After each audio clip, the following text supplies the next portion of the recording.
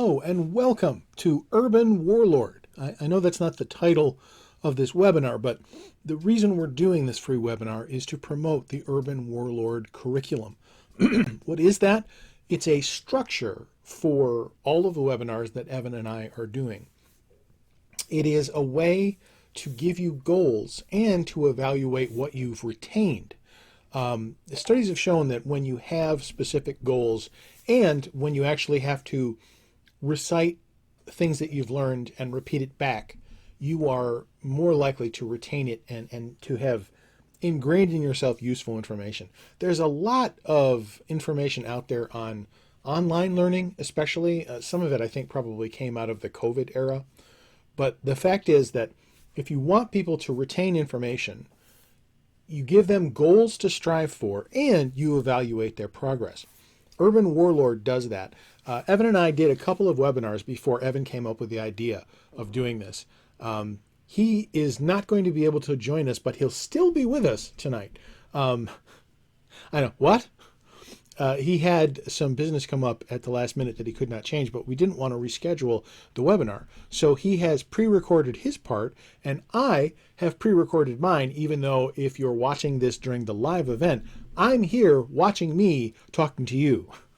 So I pre-recorded the main body of the webinar just because it was easy since I already had Evan's part of it.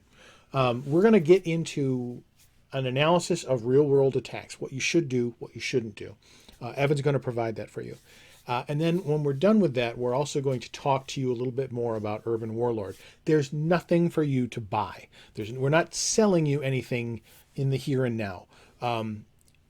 Every webinar that Evan and I do will be connected to this curriculum. It's going to span 12 webinars, 12 companion documents to go with them. Call them books, call them ebooks, whatever you want to call them. In the case of that one webinar, Close Range is the only range. It's a hard copy book for those of you in the U.S.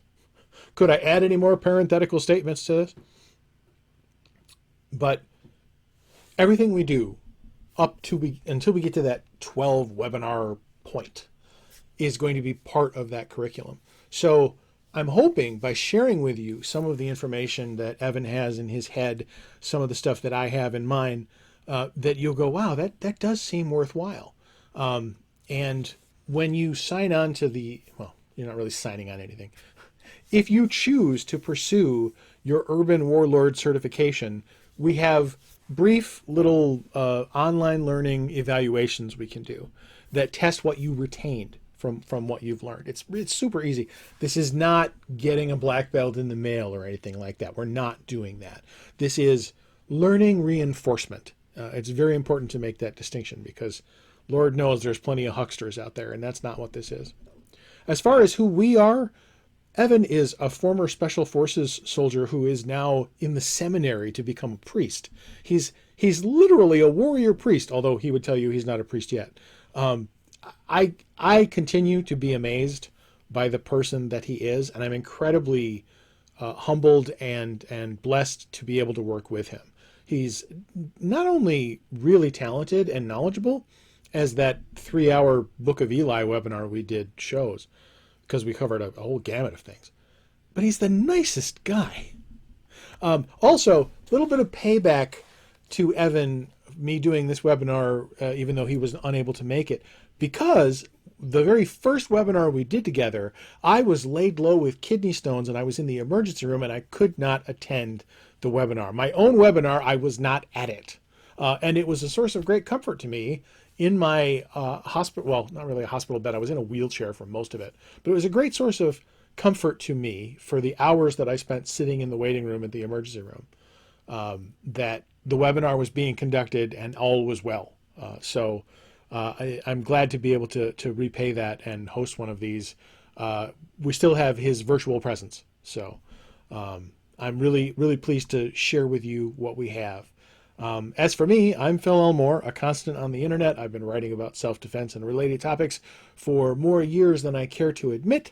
I am at the stage of my life where every single part of me is falling apart, and medical science is doing its best to hold this Millennium Falcon together as it tries to fly itself apart.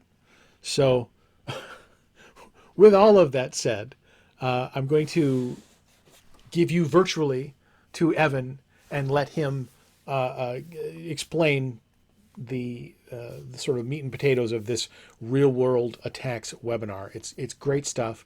And then afterwards, we'll get into a little bit more about Urban Warlord. I hope after you've seen this and you've been able to enjoy it for free, and the recording will be widely available. We're going to send it to all of you, send you a link to download it. Probably make this video publicly available too, because it's not, it's free. I hope that you will find value in it and that you want to join us for future webinars. I didn't set out to become like the webinar guy, and I certainly never set out with the intention of entering into this partnership with Evan.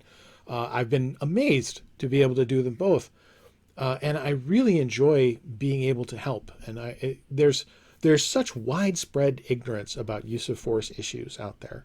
And there are so many people, especially strangers on the internet, who will be happy to tell you what you can't do. Oh, you can't defend yourself. You can't do this. You can't do that. You can't carry that. You get arrested for this. It's all doomed. You might as well not bother. You might as well just be a victim. It's so much misinformation. I watch talented instructors get inundated with the stupidest comments imaginable from people who have no idea what they're talking about. And it's astonishing to me what some of the people online that I know, what some of them put up with. Also, I'm very blessed to travel in a circle of friends who are into these topics to the degree that they're turning out books. And, for instance, I've illustrated a couple of Evan's books on Western Piper methods.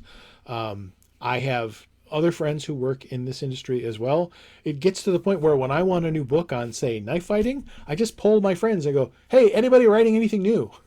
It's the best.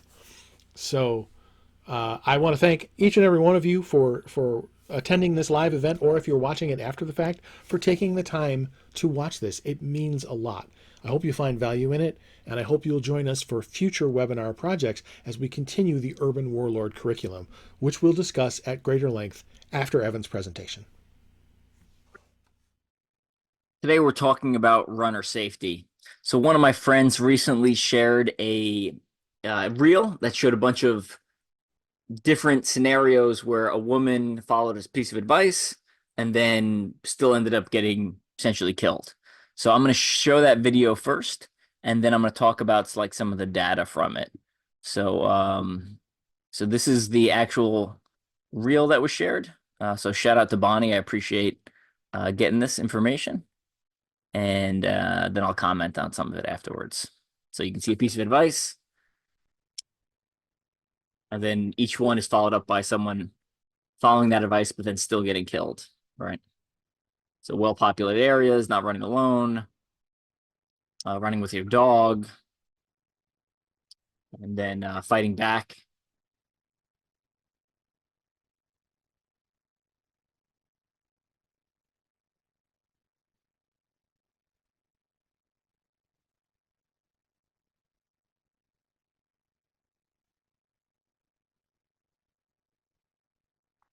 Okay, so that's the reel. And I simultaneously, I really like this video. I love it for a couple of big reasons. One, it shows the importance of safety and that when you're running outside, you are a target. Two, it remembers the victims that were assaulted. Most of them attempted rape first before they were killed. I think it's important to remember their names. And then three, it points towards a larger societal problem of just kind of how we treat women in general. So I love that about the video. Some things I dislike about the video. It implies that some of those pieces of advice are not good pieces of advice.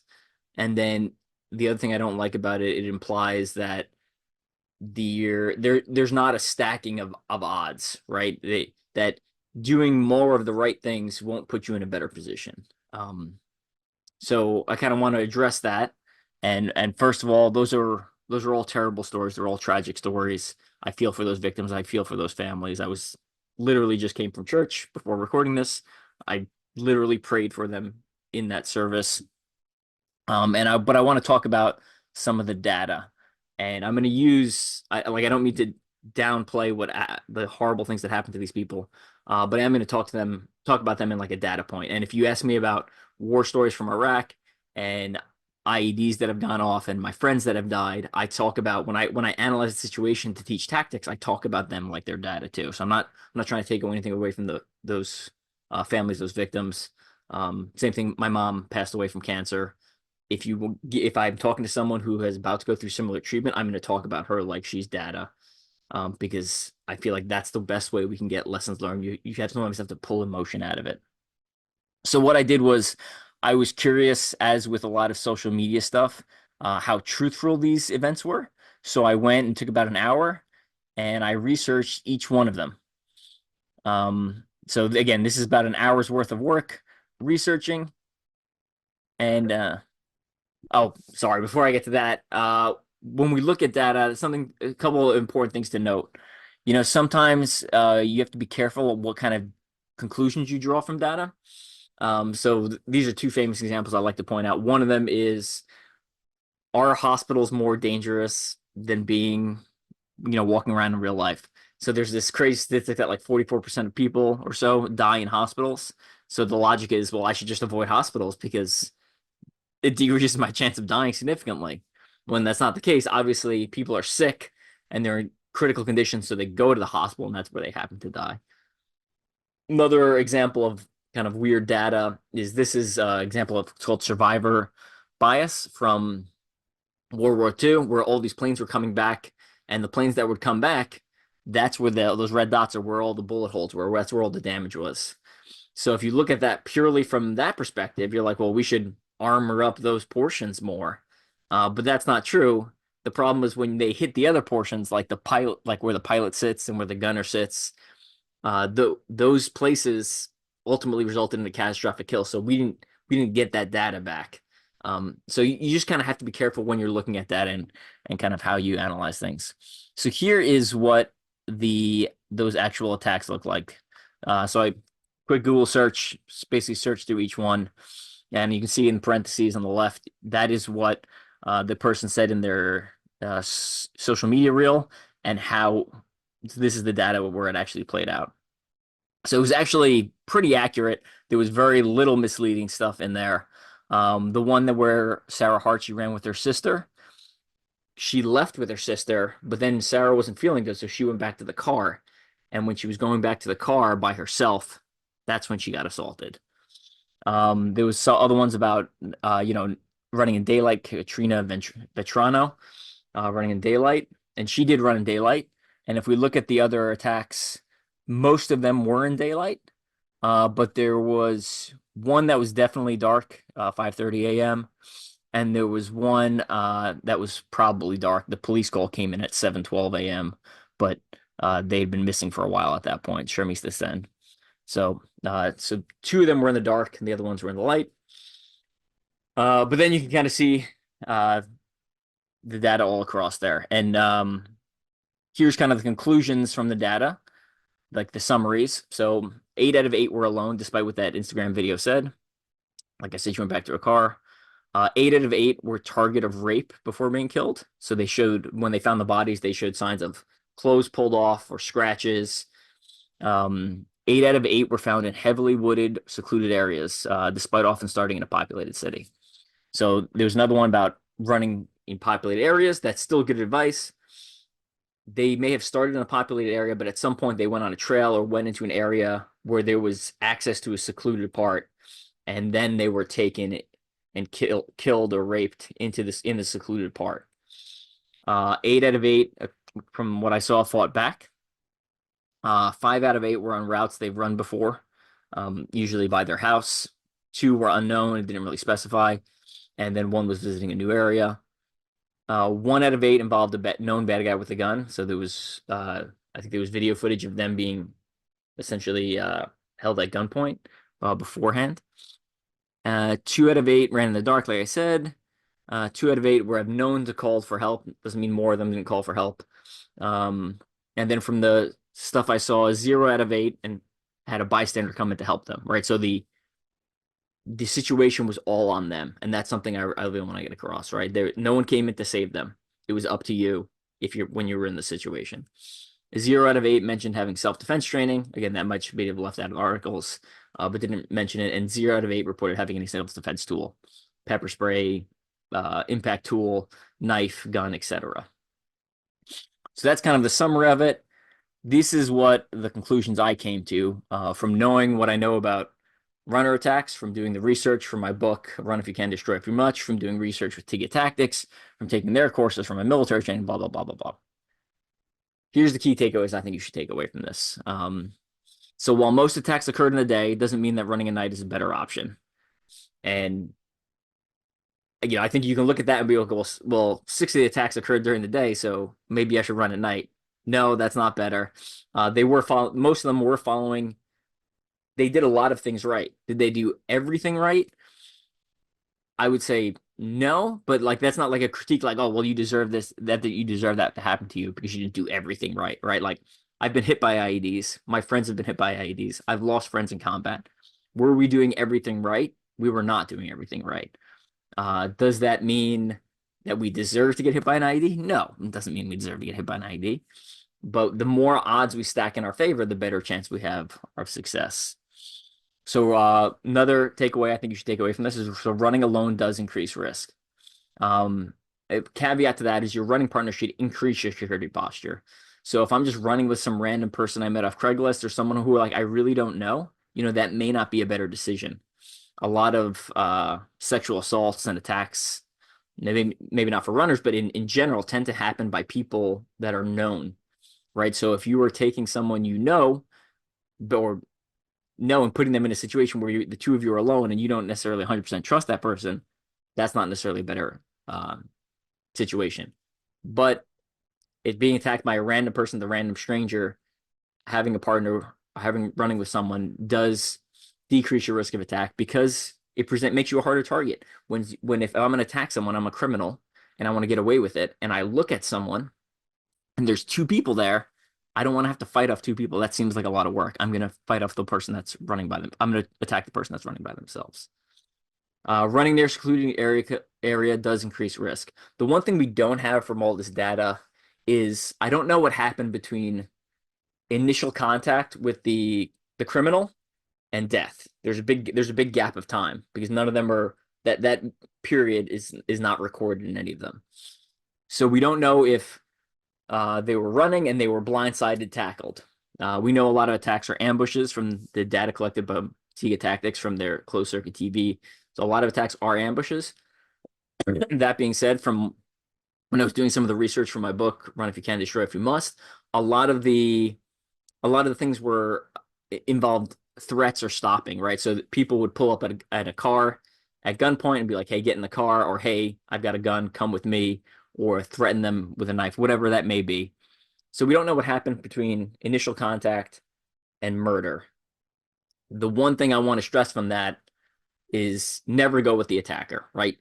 Regardless of what they're going to do, if you go with them, it's going to get exponentially worse. 100%. It will get worse.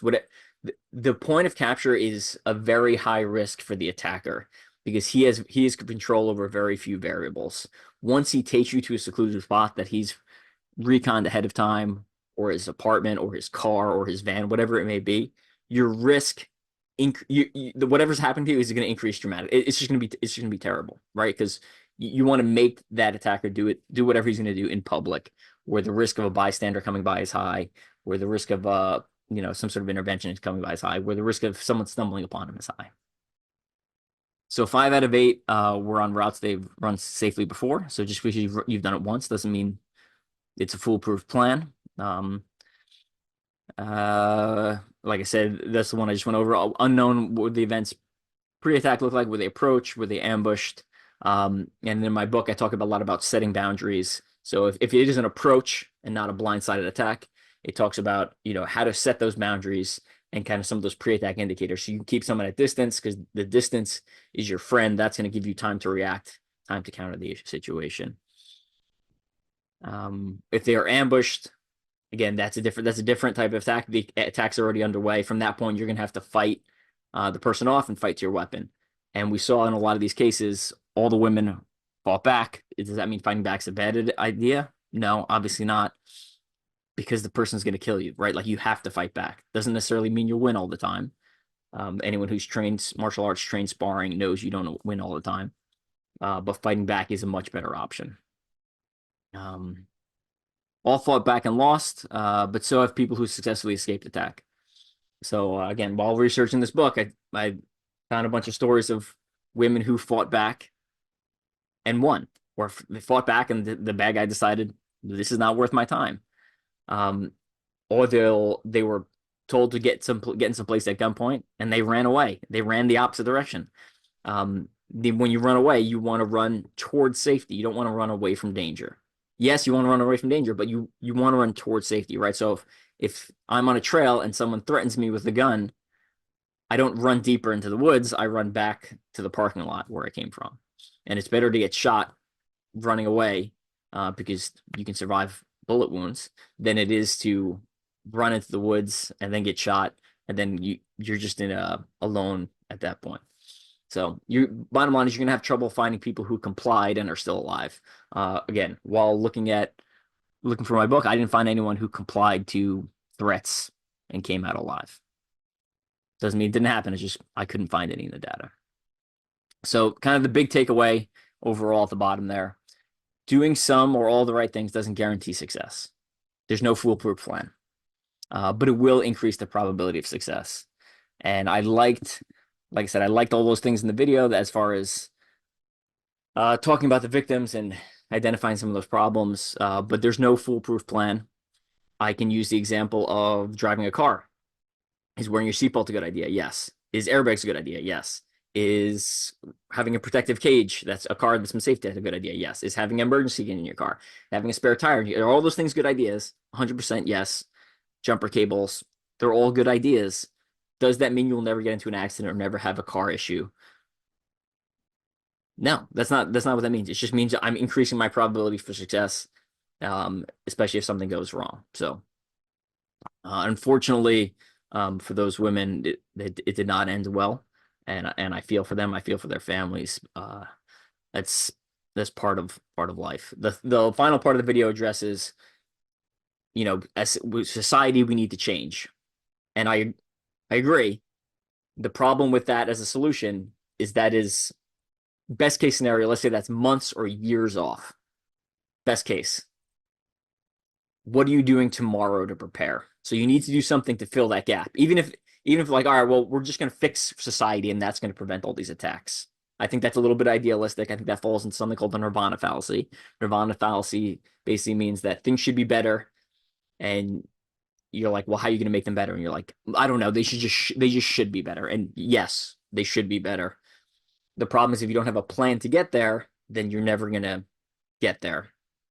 So you need a solution that fills this gap between ideal and current situation, and training, situational awareness, all that stuff builds on probability for success that can get you closer to the end. At the end of the day, even if we change society, there will still be predators, and predators will still be predators, and they will still hunt and attack people they view as easy targets. And there's nothing, we can stack the deck against them. We can make their job harder, and we can work to change society. That's another issue on how I think we should do that. I'm not going to get into that because I feel like we start getting into political stuff. But there are ways to affect society. But in the meantime, the personal accountability, it's on you personally, because like we saw in all those situations, no one's coming to save you. It's up to you. That's kind of a quick rundown. I hope that helps. And again, I recommend this book. It's available off Amazon. Run if you can, destroy if you must. Again, I used my own experience from running, 20 years of running experience, plus my experience in the military, 20 years plus, and then the experience of Dr. Conrad, as our role player bad guy there, and Patrick Wong, and their 12 plus black belts in all their martial arts and situational awareness training, and all of the closed circuit TV video where they actually look at attacks and figured out what people how they like to attack, and develop solutions for that. All right. Hope that helps. See you around. However, Evan has a message he'd like to share with you in light of his not being able to attend live tonight. Hey guys, I wanted to apologize on not being able to make it tonight. I found out a couple days ago that my bishop was coming into town, so I have to go to dinner with him. and we had a discussion with Phil if we should reschedule the podcast. I'm sorry, the webinar, but we decided not to. So you get a recording. I'm going to try to jump in last minute though. Yeah, so the big announcement, obviously the Urban Warlord program. Please come join us. You know, when we decided to create the program, I wanted something that not only learn a lot of valuable material, but then on top of that, you have a forcing function and an accountability function. So that's why we have the testing with the levels. You know, if you follow along like in real time, you'll do, by the end of the year, you'll do 12 webinars and read 12 books. That alone will cause a great change in your capability, in your information. You're just gonna get like so much great information over the course of that year. There is, to like move up the levels to get the ranks, which are all very fun names, as Phil either will talk about or has talked about. You know, our first rank is a Grandmaster rank, which I think is very funny in general, because like Grandmaster is always the highest in a system, but we have our first rank as Garage Grandmaster. So in order to move up the levels, basically you watch the webinar, you read the book.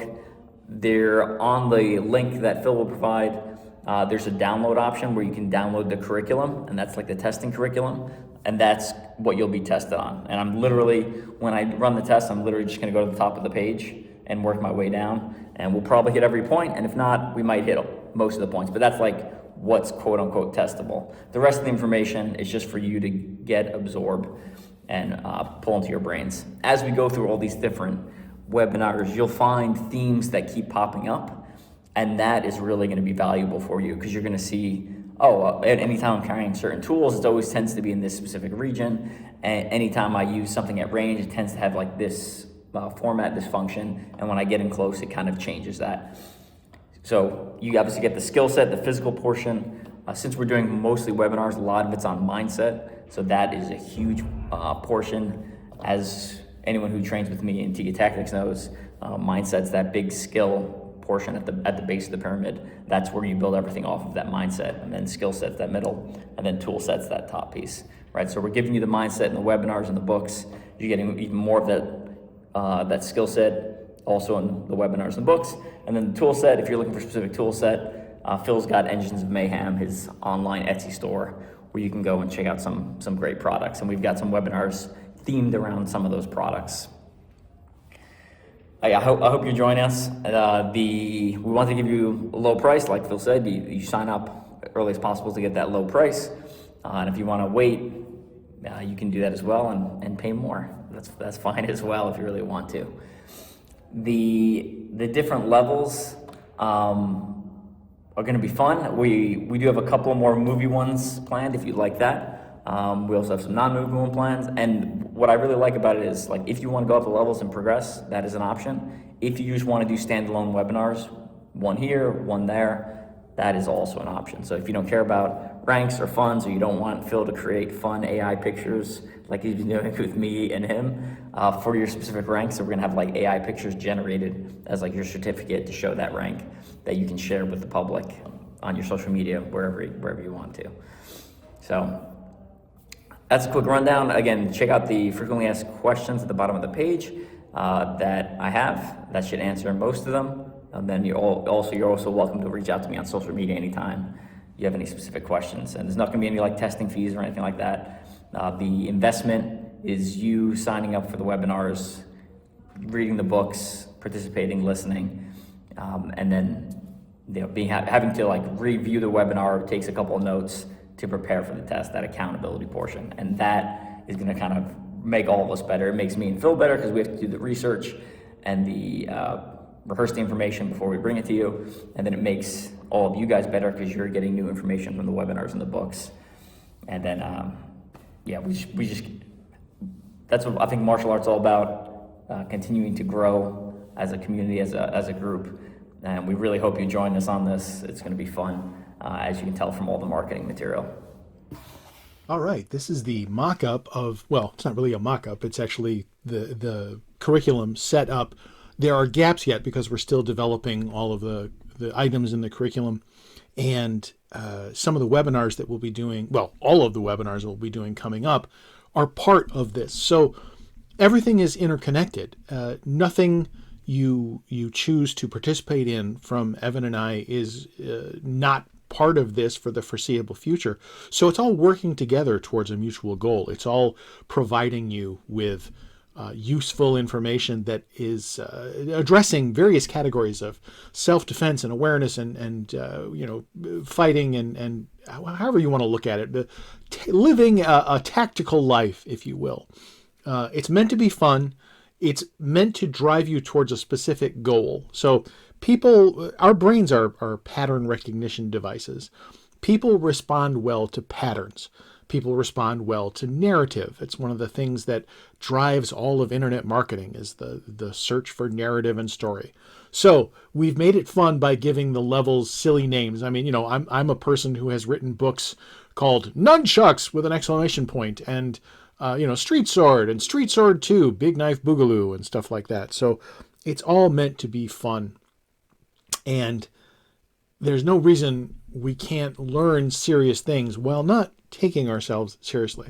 So at level 1, Garage Grandmaster, we have completed all of these webinars so far. That's the Instant Cheap Knife System, which is the webinar that, it's video of me plus the companion book. The Pop Knife webinar, which personally of all the stuff Evan and I have done, the Pop Knife webinar is probably still my favorite of all of them. So that's the Pop Knife webinar, which you also get the book that Evan did the foreword for. The Close Range is the Only Range webinar. That webinar is the first one that we did that I'm actually not in because I was in the hospital suffering from kidney stones. I was in the emergency room for hours that day, and I had to, while I was in the gurney, I was on the gurney in the ambulance, and sent a message to Evan going, I don't think I'm going to make the webinar tonight. So he conducted that webinar per what we had put together for that. And that comes with a hard copy of his book if you're in the United States. Unfortunately, if you're not in the United States, we cannot ship you a hard copy of the book. The shipping would be prohibitively expensive and a hassle. But if you're in the United States, not only do you get the video of the webinar, but you get Evan's Combatives book, which is a great book. I have my Evan Perperis library has grown considerably since he and I started working together. And man, the guy does great stuff. So those are the 3 webinars with their companion books in the Garage Grandmaster level 1. Then we come down to, let's see, you can buy them as a bundle too. This is all set up on Evan's website. Level 2, we have Neighborhood Ninja. And of course, he's using, many of these images were taken from the various marketing campaigns I've done for our webinars. And I keep threatening Evan that I want to create a fictional story that is the adventures of these 2 dudes who are not really Evan and I, but are cartoon versions of them. I think it's getting a little meta. I'm breaking the fourth wall pretty hard. But I just how silly some of these images come out, the various costumes and stuff. If you follow my social media, if you follow the campaigns that I've done to promote these webinars, I just make a barrage of silly images, and I try very hard for Evan to come out looking like the really capable one, and I'm the goofball because that seems appropriate. So yeah, level 2 is my Home Defense Without Guns webinar with its companion book. And then we have upcoming stuff. I believe the Fruit Knife webinar we have is the next one. So that's a sneak peek that you're getting for listening to this. So that fits into the level 2 curriculum. And then after that, we have some things we have to flesh out. They're hinted at here. I will leave them mysterious for the time being, but there's another webinar and companion document in level 2 Neighborhood Ninja. This is one of my favorites, the Hawkmen version of Evan and I. Do you want to live forever? And there appears to be some sort of flying shark in the background, which, I don't know, AI gets a little weird and silly sometimes, especially if you're doing a series of images. And then level 3, Street Samurai, is Street Sword 2, Big Knife Boogaloo. That I have already... The webinar's done. I'm actually working on finishing the book right now, which is taking forever because I'm a perfectionist, but I'll be done very soon with that. The Book of Eli webinar, which was to date our longest webinar, that one was like almost 3 hours. There's an amazing variety of things covered in that, and you get nuclear war survival with that. And then we have another webinar that will be part of Level 3 Street Samurai that to be announced, as they say. And then this is us in Street Fighter, which is another of my favorite marketing images. Some of these, some of these marketing images are very flattering where I am concerned. If you've seen Evan, you know Evan is in amazing shape. I am the opposite of amazing shape. So, and then level 4, City Shogun. We are working on the material for all of that. Those will all be webinars coming up that we are planning. So going to be really cool. Another of my favorite images is this Indiana Jones one, because they made him Indiana Jones and they made me the sword guy who gets shot. They being AI, our coming robot overlords. And then that is, I believe, that is 4 with 3. So 12 webinars, 12 companion books. Here we are as Doc and Marty. I just, it's never, I know a lot of criticisms can be made of AI slop, but boy, you can have some fun with it while you're depleting the Earth's water supply and destroying our culture. I don't know. I'm just trying to get there. So there's some frequently asked questions. If you want the lowest price, it's to attend the live webinars and to sign up for them. We did a sale leading up to President's Day. I will extend that sale to all of you right now. If any of you who attended this webinar want to get these at the $47 each non-archive price, I'll still honor that for you because you've attended this. So let me know if you'd like any of those individual book and webinar combos for $47 each, because the archive price is $60. You can join us on social media to keep, if you follow me on Facebook or Instagram, you cannot escape knowing what the next webinar is. I will not allow you to forget. I worry sometimes that people will unfollow me because they're tired of hearing me talk about our projects. But that's kind of the gig, when you're an internet marketer. Confessions of an Internet Marketer is a book I wrote that you can find on Amazon right now. It's available right now.